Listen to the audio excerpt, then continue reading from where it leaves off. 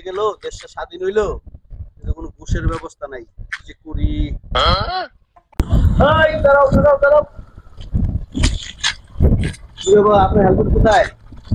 আর এই সামনে যাইতেছিলাম সামনে যান আর গাড়ির পিছনে যে বাড়ির পিছনে যান, সমস্যা নাই। হেলমেট দিয়ে বেরেন নেই কোনো রাস্তা।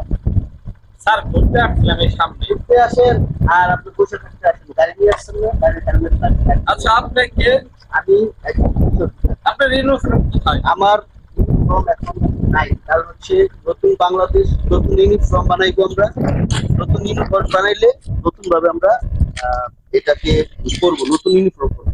এর আগে থেকে আমরা কোনো এর আগ পর্যন্ত কোনো ইউনিফর্ম আমরা গায়ে দিব না। এখন সবাই সিভিলে ডিউটি করে, আমরাও সিভিলে ডিউটি করি। शाबाश बेटा, बहुत बढ़िया मुन्ना। দিব না, থানায় নিয়ে চলে যাবে। আচ্ছা তাহলে স্যার চা পান খাওয়ার জন্য কিছু আরে কি বলেন এসব? আমরা কি ঘুষ খাই নাকি? ঘুষ খাওয়া ছেড়ে দিছি। ঘুষ খাওয়া ছেড়ে দিচ্ছেন মানে? হ্যাঁ, এর আগেও তো অন্য জনে পুলিশ এরকম আছে। সেটা এই জন্যই তো আমরা ড্রেস পাল্টাইতেছি। আমাদের ড্রেসে কোনো পকেট থাকবে না, আমাদের এখানে থাকবে হচ্ছে দান বাক্স।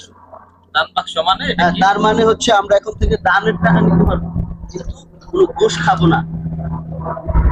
আপনি যদি দান করেন তাহলে সেইটা দানের টাকা হবে, সেটা খাইলে কোনো ঘুষ নাই। এটাকে ঘুষ বলা হয় না, দানের টাকা। আপনি তো দান করবেন।